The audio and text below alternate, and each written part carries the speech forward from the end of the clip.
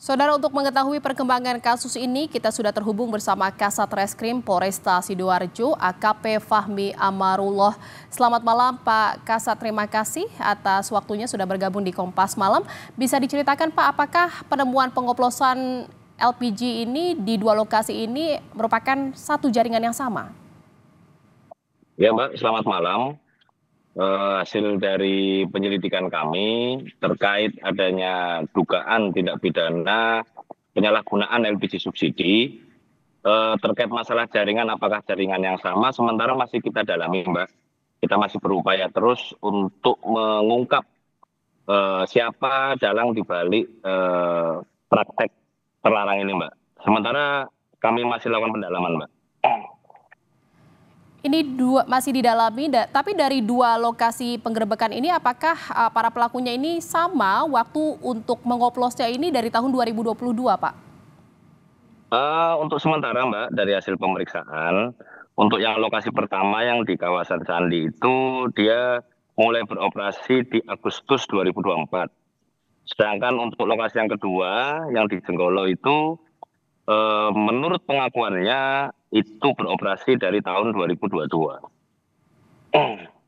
Sejauh ini dari hasil pemeriksaan terhadap kelima pelaku ini, apakah ada kemungkinan ada lokasi pengoplosan LPG lainnya Pak yang saat ini masih belum terungkap?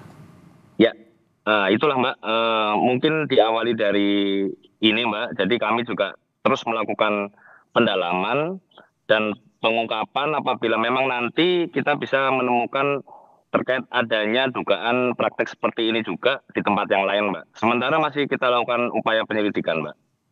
Salah satu lokasi penggerebekan yang diketahui ini adalah lokasi pengoplosan LPG ini kan sudah berdiri atau sudah dilakukan sejak 2022. Apakah sejauh ini warga setempat tidak ada yang curiga Pak? Ini kalau kita lihat waktunya sudah hampir 3 tahun.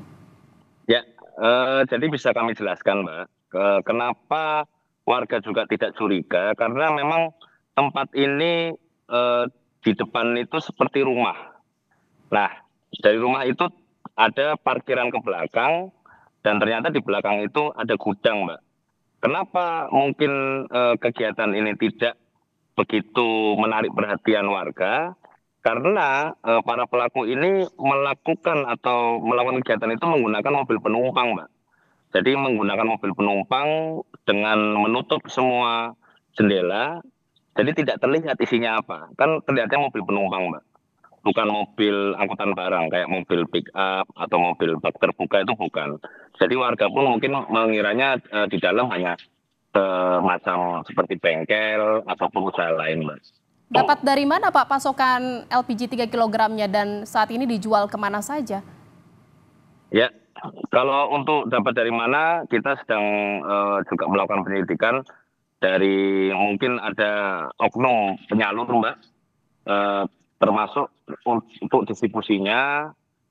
Berdasarkan pemeriksaan sementara para pelaku ini mendistribusikan ke toko-toko ecer, ya, seperti toko kelontong atau toko-toko kecil Mbak, yang bisa langsung dipergunakan oleh warga, demikian Mbak.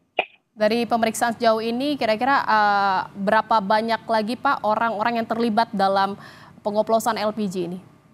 Ya, kalau untuk itu masih kita dalami Mbak, karena kita tetap sampai hari ini kita juga masih mengumpulkan alat bukti dan petunjuk lain Mbak untuk bisa mengungkap ataupun menyasar ke para pelaku yang lain. Demikian Mbak. Terima kasih Kasat Reskrim Polresta Sidoarjo, AKP Fahmi Amarullah telah bergabung bersama kami di Kompas Malam. Selamat malam.